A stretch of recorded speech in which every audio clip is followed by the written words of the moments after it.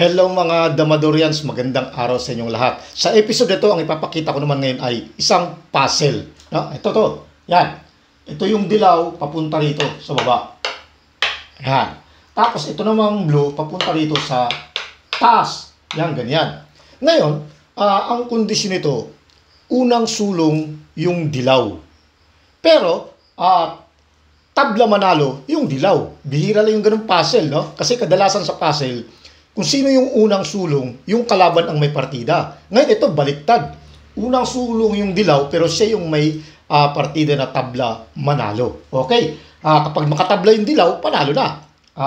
Ngayon sa ganyang formada, kung titignan natin, kung doon sa mga beginner, sasabihin nila, ang dali naman ng puzzle mo, nakita ka agad yung solution. Okay? Sa biglang tingin, madali. No? Okay, ngayon, itong puzzle na ito nga pala, galing ito sa labanan na nauwi sa puzzle. Kasi ito ay labanan mula sa isang alamat na Grandmaster o legendary Grandmaster ng Ukraine na si Vasily Sokov.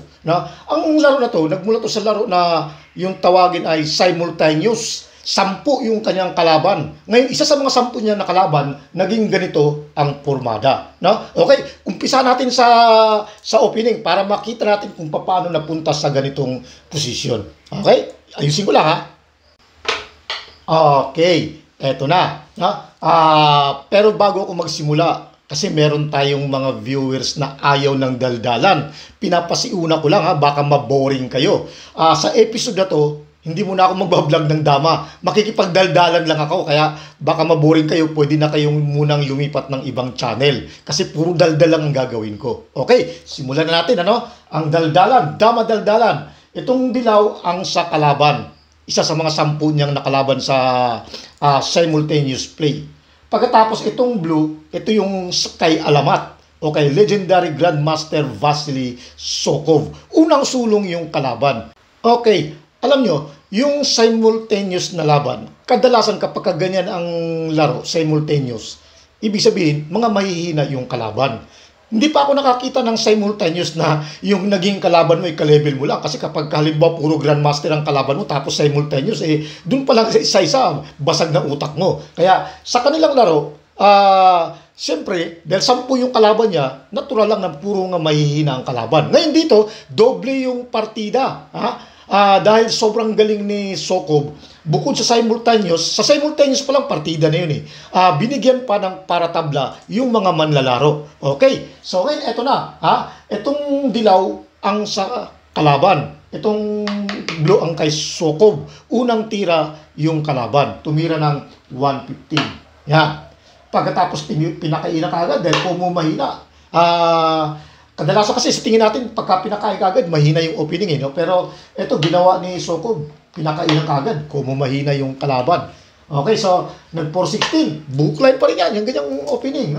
Pagkatapos, nag-314. Okay, merong takip, merong tabi, ang ginawa, tinabi. Yun ang pinili niya. Nag-95, bookline pa rin yan. Kadalasan sa ganyang formada, kapag nag-95, kung hindi nag-54, mag-2214. Pero ang ginawa nitong kalaban, nag-5-1. Okay. Kasi inisip niya para may banta kagad na lanse. Hindi, inalis niya to. Kasi para mawala yung lanse. Ngayon, ang ginawa naman ng kalaban, pinakainan kagad. Kasi iniisip nung kalaban na gusto niya sirain din sa bookline. Dahil kapag nasira na sa bookline, edi kahit paano, mag-iisip yung Grandmaster. O yan, pakain, tumira, tira ngayon ng blue. Nung pagkatapos kumain ng 8-14, itinabi niya dito. Yan. Pagkatapos nung tinabi niya, nagpakain dito.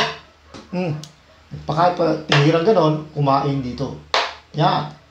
Pagkakain, pwede namang sayangin. Kaya pag sinayang kasi, sasahurin lang. No? Okay. Pag sinayang dito, iiwas lang. Okay. So, ang ginawa muna ni Sokob, tiniran mo yan muna ng 2-14. Okay. Hindi naman niya pwede sayangin niya kasi may sabay, malulugi ng isa. No? Kaya, ang ginawa, balik ko lang ang ginawa, itinabi muna dito. Yan, ginanyan muna. O, pagkatabi, tinira naman ngayon ito ni Sokob. Nag-7-2 naman siya. Pag 7-2, siyempre, pagka ginanon, hindi ipapakain lang. Wala, balance lang, no? Walang lugi. Okay, balik ko lang Pero ang ginawa nung kalaban, pinakainin niya kagad dito. Yan. Pagkakain ng ganon, tumira ngayon dito. Yan. Andiyan na ngayon sa kumain ng 6-14. So, ang ginawa ngayon ni Sokob, tinira niya ngayon ito ng 2-14. Siyempre, hindi naman pwede sayangin niya kasi iiwas lang yan. O, malulugian ng isa, no? May mababahaw. Balik ko lang Okay, ang ginawa ngayon nung kalaban, nag-14-16. Yan. Talagang gusto niyang basagin. Kumbaga, gusto niya practical talaga para mawala sa bookline. Kasi pag sinayang ka naman, di sasabayan lang dito. O di, ang luwag na, no? O hindi ginawa ni Sokob, hindi niya sinayang. Ang ginawa niya, nag-12-7 muna siya. Yan. O hindi ngayon, siyempre, dahil walang depensa to, tinira tong 7-3 para madepensahan to. O di ngayon, saka ngayon sinayang. Pagkasayang, pwede rin naman sumabay dito. Bawi lang, kaya lang, baka maposisyonan, inisip niya, mahabang bilangan. Kaya ang ginawa, tinakpan na lang dito nung kalaban. Yan, tinakpan niya.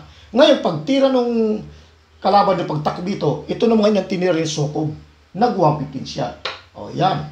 So, nung mag-115 na, dyan na nagsimula na nagkaroon na ng plano yung kalaban. Sabi niya, mukhang maganda na yung posisyon na to. Bukas din dito, bukas dito. Ito ngayon ang paplanuhin ng kadalasan siyempre pag naglalaro ka, pag may nabuksan ng damahan, yan ang pinaplano mo kung paano ka makakapasok dito. Kaya mag-iisip ka na kagad ng lanse.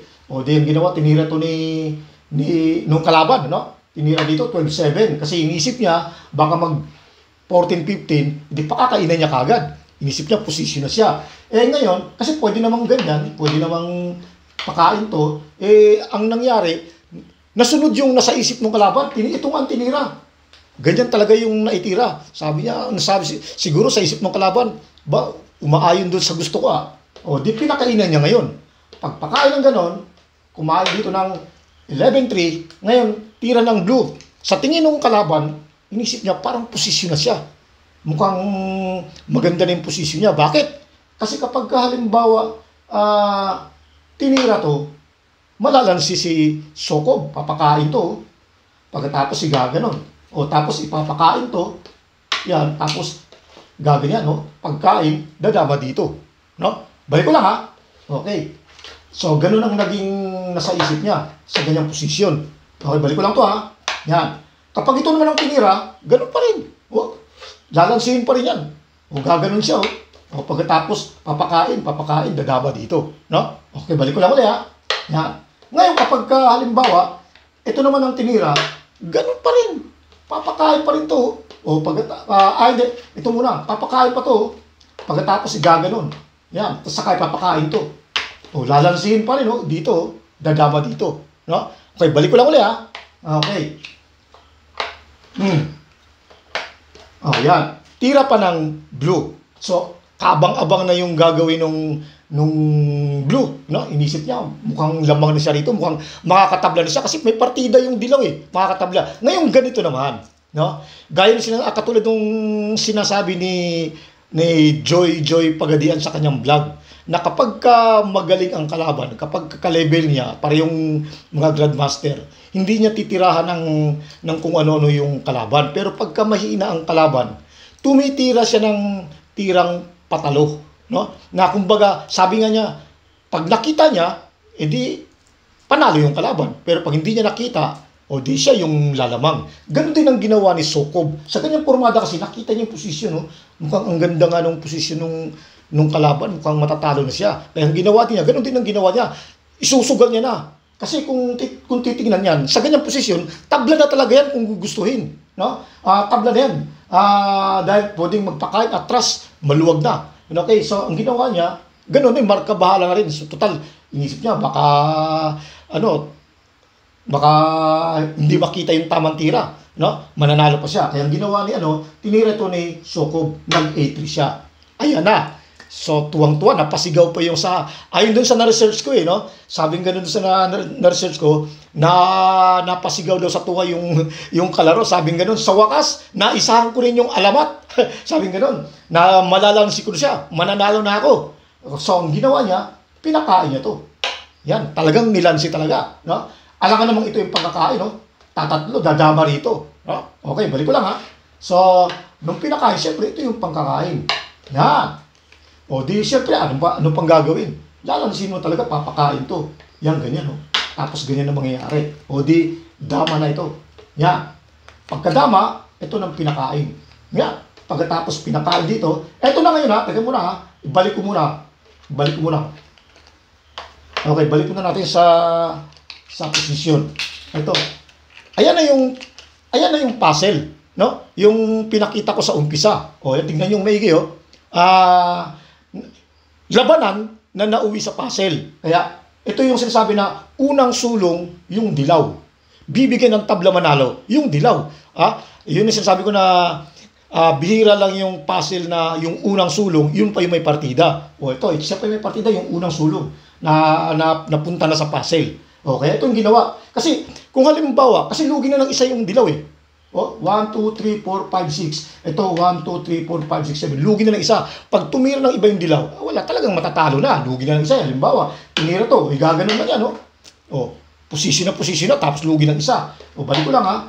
Halimbawa ito ang tinira. Ganun pa rin. Aalisin na lang yan, no? Para wala nang lansi. Lugi ng isa, tagilid niya kung tutusin. Kaya, ito ang tira. Ganun pa rin. Gaganyan na lang yan. Posisyon na, lugi pa ng isa. Okay, balik ko lang, ha? Okay, so, ibig sabihin, sa ganyang pormada, no choice talaga, kinakailangan talaga niyang lansihin. Kaya doon sa mga viewers na yung medyo beginners pa lang, meron magko-comment ng gano'n eh. Ang dali naman ng puzzle na yan. Kitang-kita ang ganyan solusyon, papakain lang yan, no? Pagkatapos, dadama na. Yan. Pagkadama, siyempre, meron dito, lalansin ulit. Yan. Hindi na makakatawid yung blue. Tabla manalo lang yung blue. Baka matalo pa sa laban, no? Yan. Dito na. Yan na yung resulta. Ito, dama na rito. Yan. Ngayon, iniisip niya, pagka, baka manalo pa yung dilaw. May partida yung dilaw, tabla manalo lang eh. Baka manalo pa sa laro. Tira ng blue. Kung halimbawa tumira rito yung blue, di siyempre, gaganon lang yan. Kapag ka nagpakain dito yung blue, kumain ng ganyan, di malamang dito na yan. Pagka ganyan ng pormada, baka manalo pa yung dilaw, no? Okay, balik ko lang ulit sa posisyon, ha? Pakita na natin yung tamang solusyon. Yan, para matapos na kagad. Okay, so, ganito na yung nangyari. Yan na, no? Tira ng blue sa ganyang pormada. Okay, ngayon, ang blue, hindi rin pwedeng tumira ng iba. Matatalo talaga siya dahil tabla manalo lang eh. Pag ito, wala na, tatabla na yan or matatalo pa. Pag ito, ganun pa rin. Kaya ang ginawa ng blue, ito ang ginawa niya. Kumbaga, brilliancy move ni Sokob. Nagpakain ng dalawa. Kumain ng dalawa, ganyan, no? Yan. Pagkatapos nagpakain pa uli. Kumain dito. Ngayon, tira pa ng blue. Tumira dito yung blue. Tira ng dilaw, tumira naman dyan. Tumira yung blue dito. Tumira dyan. Pagkatapos, saka ginanon. Wala na, tira ng dilaw, magpapakain na. Dito o dito, kahit saan. Pakain siya rito. Tira ng dilaw. Wala namang tira yung dilaw. Nabahabo yung tatlo. Kaya, doon natalo.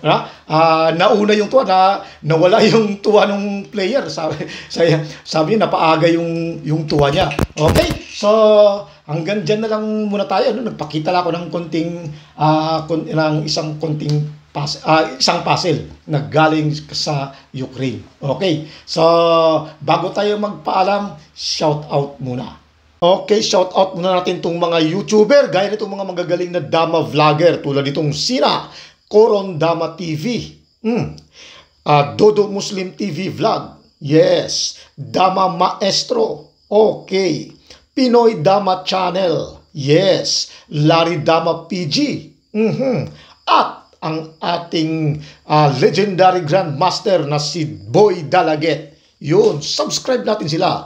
Dito naman kay Salyaw Nardito Jr., Alan Lungay, yes, Michael Magadia, alright, Vincent Alindahaw, Ruben Morada, yes, Marcial Rosel ng Imos Cavite, dito naman kay Juven Tagulimot ng Taguluan, alright, Yours Lacerna, Lijoy Abdon, Ruben Gaong ng Tagum Davao, alright, Francisco Katingan ng Saudi Arabia, okay, Vanessa Andong, yes, dito naman kay DX Luna ng Talisay, Cebu, Ray Caparas, yun, Gilbert Ino, Gilbert Respecio, alright, Oscar Amaki ng Panglao, Bohol, at Jason Lumiares alias Jay White ng Manila. Okay,